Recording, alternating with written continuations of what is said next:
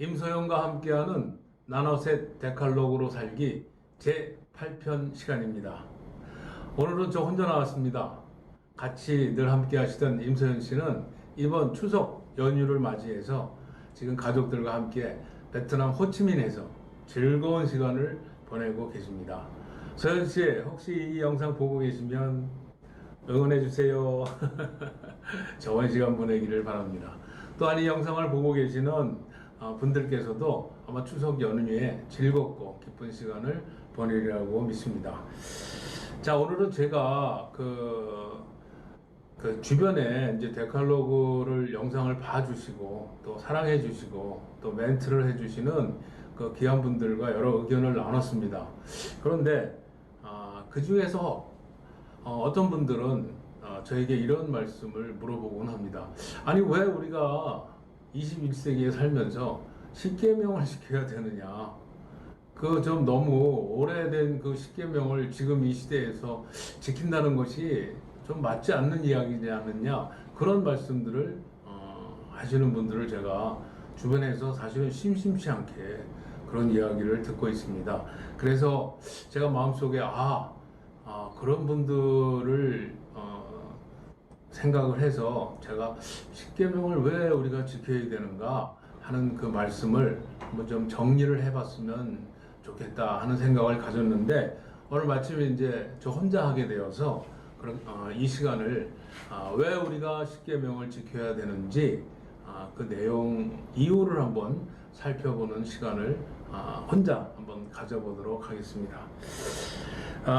제 주변에 그 분들이 십계명을 오늘날에도 왜 지켜야 하는가, 그 이유를 한 3가지 정도 이야기를 하셨습니다. 그 첫째로는 복음의 시대에서 율법인 십계명을 지킬 필요가 있느냐 하는 이유입니다. 우리가 지금 율법과 은혜, 또 율법과 복음이라는 이분법을 저희가 많이 듣습니다만은 이미 그 율법의 시대는 지나갔고 이제 우리가 은혜와 복음의 시대에 사는데 그 율법의 그 십계명을 꼭 지켜야 할 이유가 있는가 하는 그 의문을 갖고 계신 분들이 많으셨습니다. 그리고 두 번째로는 모세 시대의 그 십계명을 우리가 현대에 살면서 그대로 지킨다는 것이 그게 합당한 것인가 하는 또 의문을 갖고 계십니다. 너무 많은 시간 차이가 있는 그 십계명이 우리 시대에도 맞는가 하는 그 의문을 갖고 계셨습니다. 또 세 번째로는 십계명 내용에 보면은 하라, 뭐 하지 말라 하는 이런 명령식의 그 내용들이 지금 자기를 중심으로 하고 자존감이 있는 이 현대 시대에 사람들에게는 좀 거북스럽다, 좀 불편하지 않냐 하는 그런 이유를 말씀을 하셨습니다. 그래서 이 3가지 이유를 통해서 아직까지도 주변에 계신 분들 중에는 이 십계명의 그 존재와 그 소용에 대해서 잘 모르고 계시는 분들이 계신 것 같습니다. 아까도 말씀드렸지만 이 율법과 복음이나 율법과 은혜는 이분법으로 해서 어느 시대가 끝나고 어느 시대가 시작되었다는 그런 구분법은 아니라고 생각을 합니다.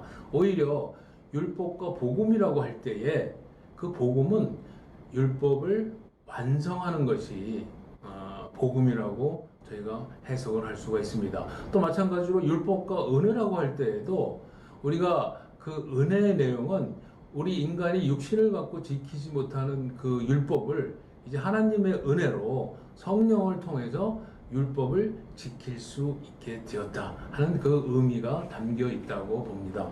해서 이 율법과 이 복음에 대해서 그 이분법적인 사고를 가지고 계신 분들은 그 율법과 복음의 성격에 대해서 좀 더 좀 잘 이렇게 연구해보는 그런 자세가 있으면 좋을 것 같습니다. 자, 그 말씀을 저희가 성경에서 한번 찾아보자면 그 사도 바울이 로마서 3장 31절에서 우리가 믿음으로 말미암아 율법을 폐하느뇨 그럴 수 없느니라 도리어 율법을 굳게 세우느니라 이렇게 말씀하셨습니다. 그 사도 바울이 그 바울 서신을 통해서 특히 로마서를 통해서 우리가 이 율법과 복음에 대해서 상당히 자세한 설명을 해주셨습니다. 그런 사도 바울께서도 지금 말씀하시기를 우리가 믿음으로 은혜로 복음으로 산다고 율법을 폐하느냐? 아니다. 오히려 은혜 또 복음의 시대 속에서 우리가 율법을 더 굳세게 하느니라 이렇게 말씀을 하셨습니다. 또 예수님도 마태복음 5장 17절에서 내가 율법이나 선지자나 폐하러 온 줄로 생각지 말라. 폐하러 온 것이 아니요 완전케 하려 함이니라 이렇게 말씀을 하셨습니다. 그러니까 예수님도 그 마태복음 산상수훈에서 우리에게 그 율법을 설명을 해주시면서 우리가 예수님께서는 오히려 그 율법을 복음의 이름으로 완성하려고 이곳에 오셨다고 말씀을 하셨습니다. 해서 우리가 율법이나 그 은혜, 복음을 이야기할 때에 율법은 연속선상에 있는 것이다 하는 생각을 잊어서는 안 될 것 같습니다. 자, 그러면 왜 우리가 십계명을 지켜야 하는가? 그 첫 번째 이유는 십계명은 구원자와 맺은 언약이기 때문입니다. 네, 아멘. 그 많은 분들이 이 십계명을 지켜야 한다고 생각할 때 잊어버리기 쉬운 것이 왜 십계명을 지켜야 되는가? 그 십계명을 주신 분이 하나님이요. 그 하나님이 자기 백성을 구원하신 후에 그 언약의 말씀인 십계명을 주셨다는 사실입니다. 해서 우리가 십계명을 행하려고 할 때 제일 먼저 생각을 할 것은 이 십계명은 우리를 구원하신 하나님이 그 언약 백성에게 언약으로 주신 말씀이다. 축복의 말씀이다. 이렇게 생각을 할 때에 우리가 십계명을 지켜야 하는 확실한 이유를 알 수 있게 되고, 그리고 십계명을 지킬 때 정말 우리가 신이 나서 이건 정말 구원받은 자만이 하나님과 맺은 그 언약의 말씀이구나, 이 언약을 내가 행하고 있구나 하는 똑바른 십계명에 대한 그 생각을 가질 수 있다고 생각을 합니다.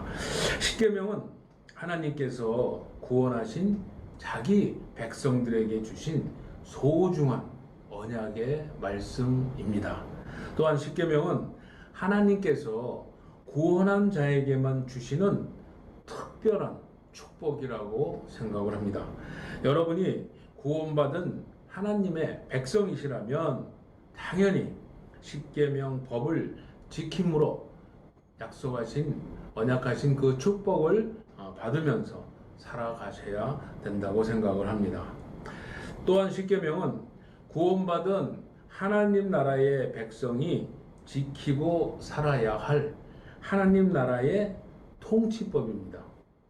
잘 지키면은 우리가 그 통치법에 의해서 복을 받게 되고, 만약에 이 십계명 법을 우리가 지키지 않는다면, 어긴다면은 거기에 벌과 저주가 따라오게 되는 것입니다. 십계명은 이렇게 하나님 나라의 통치의 근간을 적은 하나님 나라의 헌법이라고 볼 수가 있습니다. 이 헌법이 십계명을 통해서 우리를 통치를 하고 있다고 생각을 하셔야 될 것 같습니다. 자, 그러면 십계명은 하나님께서 구원받은 자기 백성에게 주신 그 언약의 법이라고 했습니다만은, 그러면 구원받지 않은 사람들은 이 십계명과 어떤 관계 속에서 살아갈 수가 있을까요? 십계명을 구원받지 않은 사람은 사실은 관심도 없죠. 그리고 거기에 행하려고 하는 의사나 능력도 없습니다. 해서 성경에서 말씀하시기를 그 로마서 8장 7절에 그들은 하나님 법에 굴복지 아니할 뿐 아니라 할 수도 없음이라 이렇게 말씀을 주셨습니다.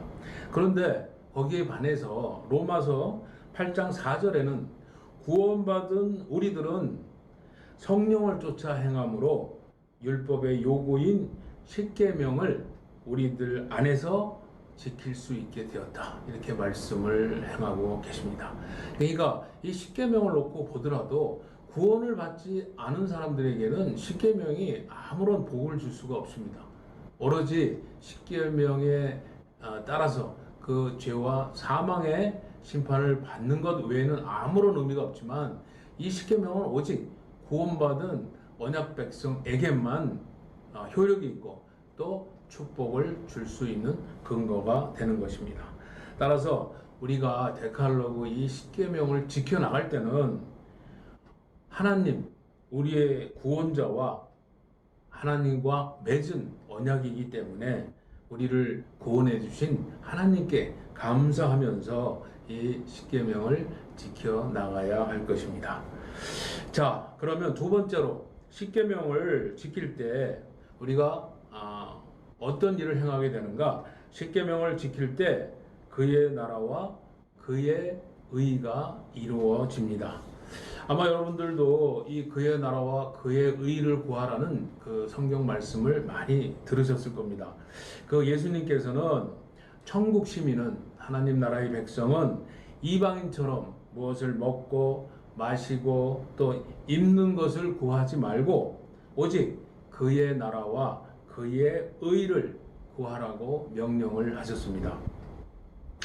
예수님은 마태복음 6장 33절에서 너희는 먼저 그의 나라와 그의 의를 구하라. 그리하면 이 모든 것을 너희에게 더하시리라 하고 약속을 하셨습니다. 이방인이 아닌 하나님 나라의 백성들은 하나님 나라의 확장과 또 하나님의 의를 구하라고 명령을 하신 겁니다. 우리가 그 마태복음의 이 말씀을 읽을 때에 우리가 이 하나님의 나라와 하나님의 의를 어떻게 구하지? 이 명령을 어떻게 실천할 수 있지? 할 때에 사실은 추상적인 생각을 많이 합니다. 하나님의 나라도 우리 손에 잡히는 게 없고 또 하나님의 의도 좋은 거는 알지만 옳은 거는 알지만 하나님의 의가 구체적으로 무엇인가 하고 우리 손에 탁 잡히지가 않는 경우가 많습니다. 그러니까 이 하나님의 의와 이 하나님 나라를 구하는 것은 사실은 추상적인 것이 아니고 아주 구체적으로 우리가 십계명을 행하면은 하나님 나라와 그의 의를 구할 수가 있는 것입니다. 이 하나님의 의는 율법이 거룩하고 의롭기 때문에 십계명을 지키면, 이 율법을 지키면 바로 하나님의 의를 구하게 되는 것입니다.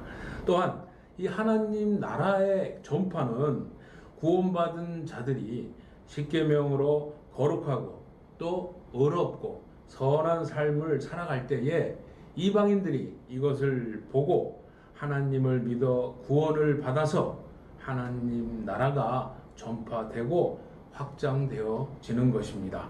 율법인 십계명을 지킬 때 하나님 나라와 하나님의 의가 이렇게 이루어지는 것입니다.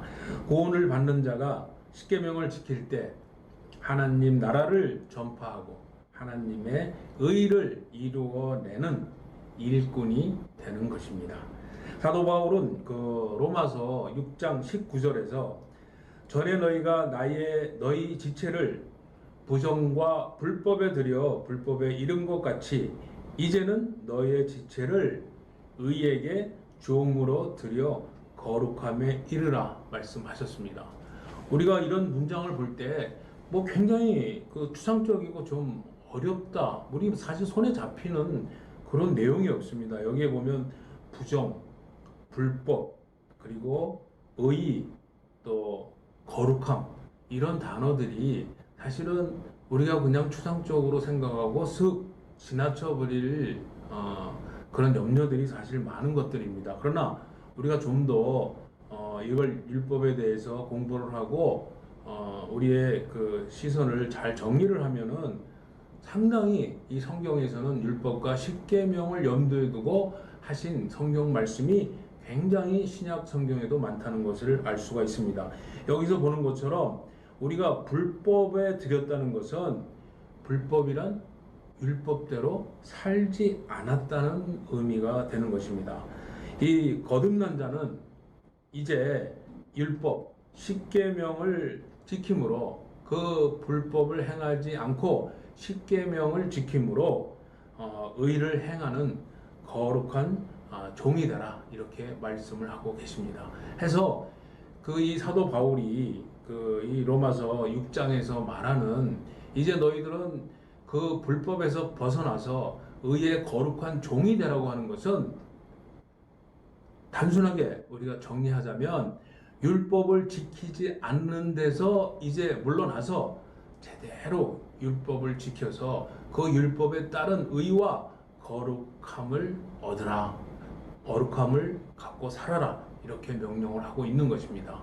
그래서 우리가 이 십계명에 대해서 많은 그 이해와 또 사랑을 가지신 분들은 신약 성경에 이렇게 곳곳에 십계명과 율법을 전제로 해서 하신 말씀들을 잘 이해할 수가 있게 되는 것입니다. 아마도 유대인들은 이 신약 성경을 믿지 않고 있습니다만은 그들이 만약 예수님을 믿고 이 신약 성경을 믿으면 신약 성경에 나타난 이런 율법과 십계명이 곳곳에 전제되어 있다는 것을 아마 쉽게 알 수 있을 것 같습니다.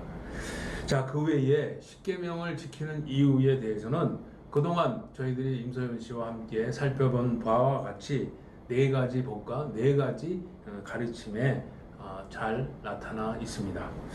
자, 이제 결론을 말씀을 드리겠습니다. 왜 우리가 십계명을 지켜야 합니까?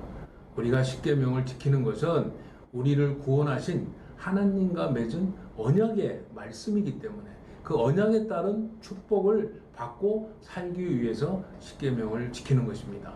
십계명이 그런 언약 관계에서 준 것이지 단순히 우리의 자유를 억압하고 우리를 억누르기 위해서 훈련시키기만 위해서 십계명을 준 것이 아니고 언약에 따른 언약 백성에게 주신 축복의 말씀이라는 것을 십계명을 행하면서 기억하고 감사해야 할 것 같습니다.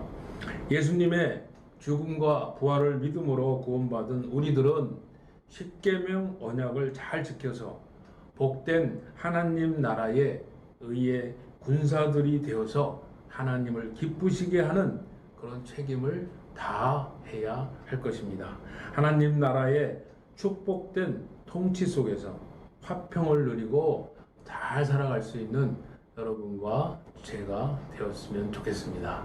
네, 오늘은 왜 우리가 십계명을 지켜야 되는가 하는 이 의문을 갖고 계신 분들을 위해서 말씀을 통해서 정리하는 시간을 가져봤습니다. 여러분들 감사합니다.